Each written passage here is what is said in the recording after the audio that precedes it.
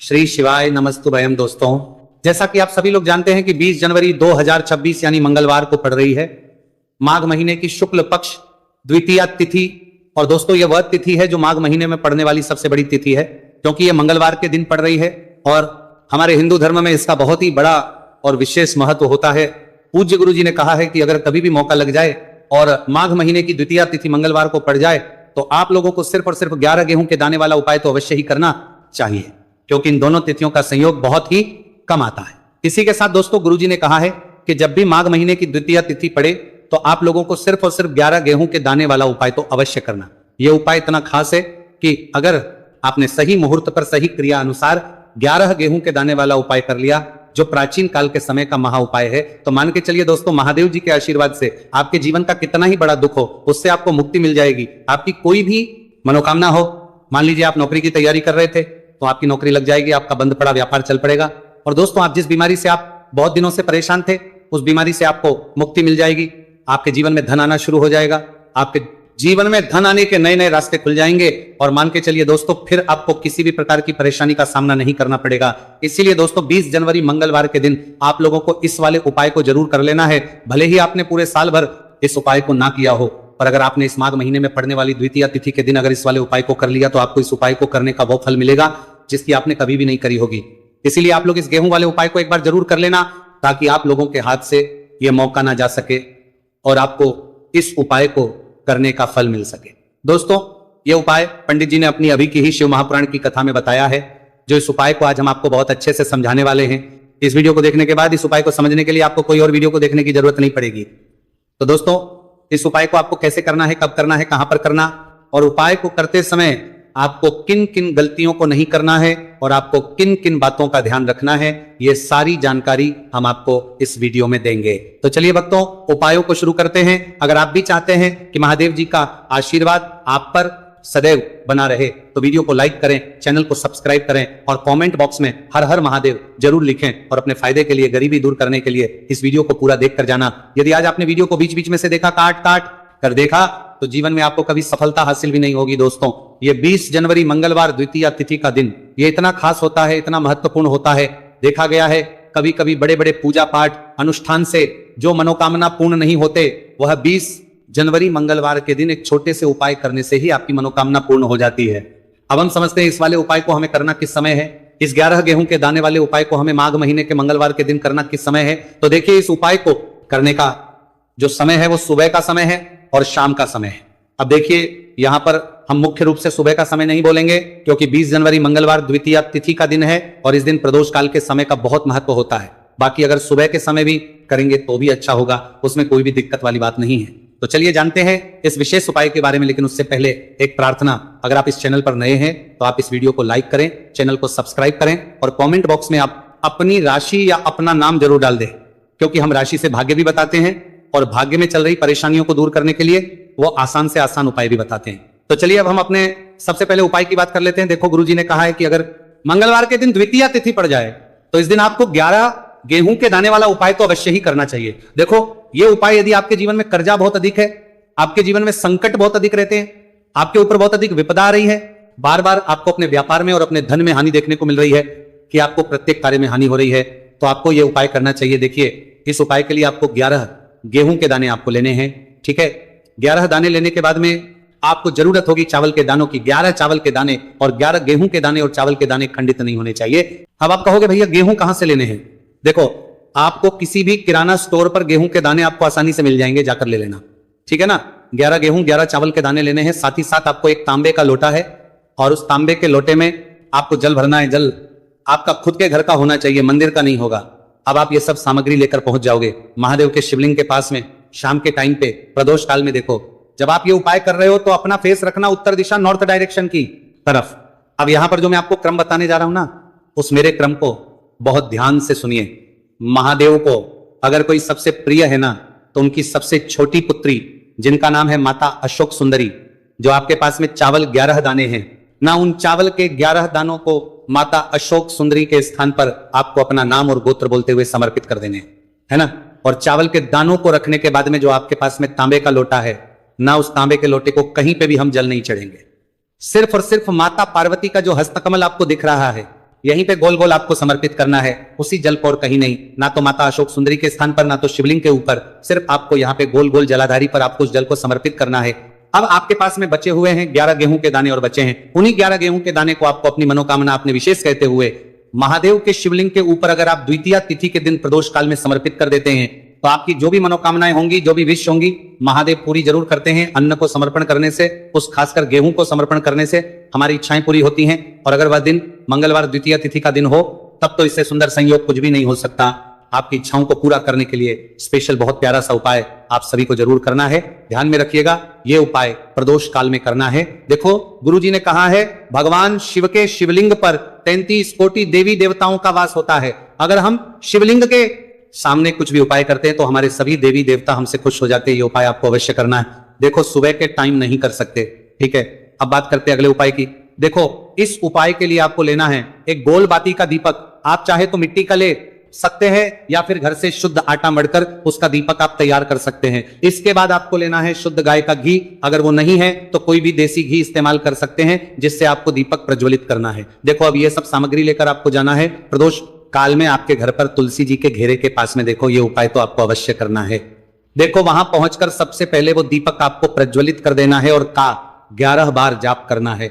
उसके बाद आपको अपने सीधे हाथ में थोड़ी हल्दी लेकर उस दीपक में अपना नाम और गोत्र बोलते हुए डाल देना है। उसके बाद माता लक्ष्मी से आपको प्रार्थना करना है कि हे महालक्ष्मी हमारी सभी दुख तकलीफों को दूर करो, हे महादेव हमारे सब दुख कष्टों को खत्म करो। इस भावना से आपको ये उपाय करना है। चलिए अब बात कर लेते हैं दूसरे उपाय की। दोस्तों आप सभी जानते हैं कि मंगलवार द्वितीया तिथि का दिन समर्पित होता है भगवान महादेव को या कि माता पार्वती को द्वितीया तिथि का दिन समर्पित होता है। और जब भी हम शिवलिंग के ऊपर कोई भी उपाय करते हैं तो इससे हमें एक साथ भगवान महादेव की और माता पार्वती की कृपा प्राप्त हो जाती है। देखिए दोस्तों गुरुदेव ने बताया है कि मंगलवार के दिन किया जाने वाला यह सबसे खास और सर्वश्रेष्ठ उपाय है। 7 चने की दाल लेनी है।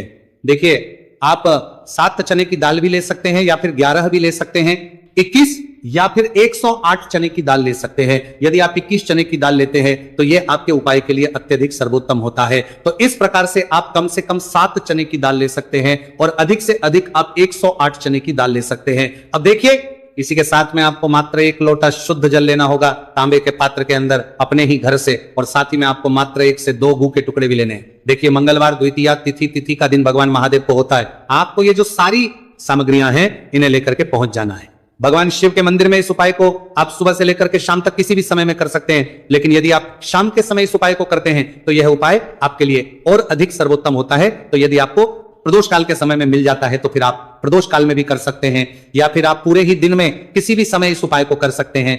शिव मंदिर पहुंचने के बाद सबसे पहले तो आपको दक्षिण दिशा में बैठ जाना है, उत्तर दिशा की तरफ आपको अपना मुख कर लेना है। लेकिन यदि शिवालय में भीड़ है, शिव मंदिर में भीड़ है तो फिर आप किसी भी दिशा में बैठकर इस उपाय को कर सकते हैं। तो देखिए सबसे पहले आपके पास जो गुड़ के टुकड़े हैं, जो आप गुड़ के टुकड़े लेकर के आए थे, उन्हें आपको शिवलिंग के सामने ही जो आपके पास एक लोटा जल है उस पात्र में आपको ये गुड़ के टुकड़े डाल देना है। इसी के साथ में आप जो चने की दाल लेकर के थे, चाहे आप 7 चने की दाल लेकर के आए, 11, 21 जितने भी आप चने की दाल लेकर के आए हैं, इस चने की दाल के ऊपर आपको जो आपके पास गुड़ वाला जल आपने तैयार किया है इसमें से थोड़ा सा जल आपको इस चने की दाल पर डाल लेना है।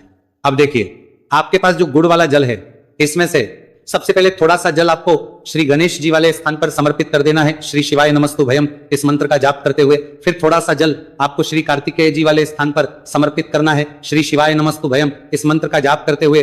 फिर थोड़ा सा जल आपको माता अशोक सुंदरी वाले स्थान पर भी समर्पित करना है, श्री शिवाय नमस्तुभयम इस मंत्र का जाप करते हुए। फिर थोड़ा सा जल आपको माता पार्वती के हस्त कमल पर समर्पित करना है और आपको श्री शिवाय नमस्तुभयम इस मंत्र का जाप कर लेना है। अब देखिए दोस्तों आपके पास जो साजल और शेष बचेगा इसमें से आपको केवल थोड़ा सा जल शिवलिंग पर अर्पित कर देना है और अंत में आपको उस पात्र में थोड़ा सा जल और शेष बचाना है।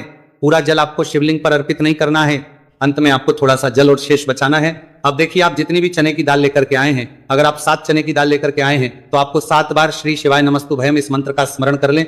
यदि 11 चने की दाल लेकर के आए हैं तो फिर आपको 11 बार इस मंत्र का जाप करना है।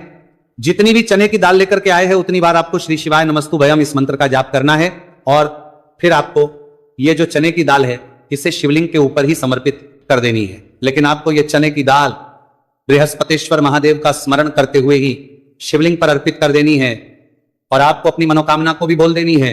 आप जो भी मनोकामना है, चाहे वो धन प्राप्ति को लेकर हो, नौकरी से संबंधित हो, विवाह से संबंधित हो, या फिर आपके मकान, जमीन, जायदाद से संबंधित हो, चाहे ग्राह क्लेश से संबंधित हो, या फिर किसी भी प्रकार की जो मनोकामना है, उसे आपको बृहस्पतिश्वर महादेव से परिपूर्ण करने की प्रार्थना कर लेनी है। और इसके बाद आपके पास जो पात्र के अंदर थोड़ा सा से जल और बचा हुआ था, इसे भी आपको धीरे धीरे भगवान शिव की पर अर्पित कर देना होगा। श्री शिवाय नमस्तुभयम इस मंत्र का जाप करते हुए पूज्य गुरु जी कहते हैं कि माघ महीने का मंगलवार द्वितीया तिथि को जो भी व्यक्ति इस प्रकार से ये चमत्कारिक उपाय कर लेता है, तो उसकी जो मनोकामना है वह भगवान लक्ष्मी नारायण की कृपा से तथा महादेव की कृपा से बहुत ही जल्द परिपूर्ण हो जाती है। बात करते हैं अगले उपाय की। देखो, इस उपाय के लिए आपको मात्र 2 लौंग लेनी होगी, या कि आपको लौंग का जोड़ा लेना है। 2 फूल वाली आपको लौंग लेनी है। लौंग का जोड़ा कहीं से भी खंडित नहीं होना चाहिए, इस बात का ध्यान रखें। इसी के साथ में आपको लेना होगा लाल चंदन का पाउडर।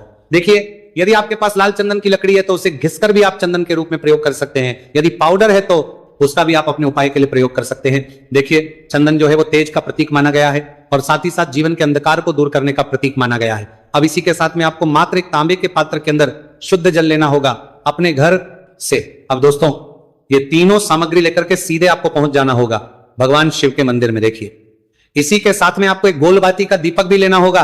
दीपक आप मिट्टी का भी ले सकते हैं, शुद्ध आटा मढ़कर उसका भी तैयार कर सकते हैं, और दीपक में आप शुद्ध घी का प्रयोग करना है। लेकिन जैसे ही आप इन सभी सामग्रियों को मंदिर में लेकर के पहुंचेंगे, मंदिर में जैसे ही आप चौखट के वहां पर पहुंचेंगे, तो मंदिर की चौखट के सीधे तरफ आप जो अपने साथ एक गोलबाती का दीपक लेकर के आए हैं, उसे आपको सबसे पहले तो प्रज्वलित कर देना है। यानी कि जैसे ही आप मंदिर की चौखट के वहां पर प्रवेश करते हैं, तो उसके सीधे तरफ आपको ये गोलबाती का दीपक प्रज्वलित कर देना है।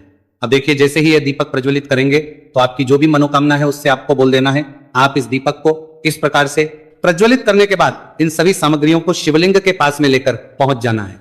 अब देखिए दोस्तों, आपके पास जो एक तांबे के पात्र के अंदर शुद्ध जल है, उसमें से आपको केवल आधा लोटा जल ही भगवान शिव के शिवलिंग पर अर्पित करना है। आधा लोटा जल आपको उसी पत्र के अंदर बचा लेना है। अब दोस्तों, पास जो 2 लौंग है, यानी कि लौंग का जोड़ा है, उससे आपको अपना नाम और अपने गोत्र को बोलते हुए आपकी जो भी समस्या चल रही है, आपके जीवन में जो भी परेशानी उत्पन्न हो रही है, उन्हें आपको बोल देना है। और ये जो लौंग का जोड़ा है, इसे आपको भगवान शिव के शिवलिंग पर अर्पित कर देना है। जैसे आप ये 2 लौंग शिवलिंग पर चढ़ाएंगे तो अपना हाथ जो है वहां पर आपको रखना है और महादेव से आपको करनी है कि मेरे जीवन की ये जो परेशानियां हैं ये सभी दूर हो जाए। यानी कि आपके जीवन में धन की संबंधित परेशानी चल रही है, कर्ज की समस्या चल रही है, बच्चों का पढ़ाई लिखाई में मन नहीं लग पा रहा है, घर के जो आर्थिक संकट है वह सभी दूर हो, व्यापार आपका ढंग से नहीं चल पा रहा है, घर में रोग की स्थिति बनी हुई है, यानी कि जिस भी प्रकार की आपकी समस्याएं हैं उसे आपको बोल देना है और महादेव से इन सभी समस्याओं को दूर करने के लिए आपको प्रार्थना कर लेनी है। अब देखिए दोस्तों, आपने जो 2 लौंग शिवलिंग पर समर्पित की थी, उससे आपको वहां से उठा लेना है और इन दोनों लौंग को आपको शिवलिंग से उठा करके सीधे उससे जल के पात्र के अंदर डाल देना है। यानी कि अपने आधा लोटा जल और बचाया हुआ था उसी के अंदर आपको ये 2 लौंग डाल देनी है, और साथ में आप जो लाल चंदन ले आए थे उस लाल चंदन को भी आपको उसी पात्र के अंदर डाल देना है। यानी कि आधा लोटा जल और बचा हुआ है, तो उसी आधे लोटे जल के अंदर आपको ये लाल चंदन भी डाल देना है। अब देखिए, इस आधे लोटे जल में है जिसमें अपने 2 लौंग डाली है, लाल चंदन डाला है, उसे सीधे लेकर के आपको पहुंचना है बेलपत्र के वृक्ष के। वहां पर देखिए, बेलपत्र का वृक्ष यदि आपके घर पर है तो वहां पर आपको आ जाना है, आपके घर के पास कहीं भी है तो वहां पर आपको पहुंच जाना है, और उसके बाद आपका जो मुख है वह दिशा की ओर होना चाहिए, और उसके बाद आपको अपना नाम और अपनी गोत्र को बोलना है, और पुनः अपने जो भी परेशानियां शिवलिंग के पास में बोली थी उन्हें आपको वापस से बेलपत्र के वहां पर भी बोल देनी है। और ये जो आधा लोटा जल और है, इससे आपको पूरा बेलपत्र के वृक्ष की जड़ DDH में श्री शिवाय नमस्तुभयम इस मंत्र का जाप करते हुए समर्पित कर देना है। तो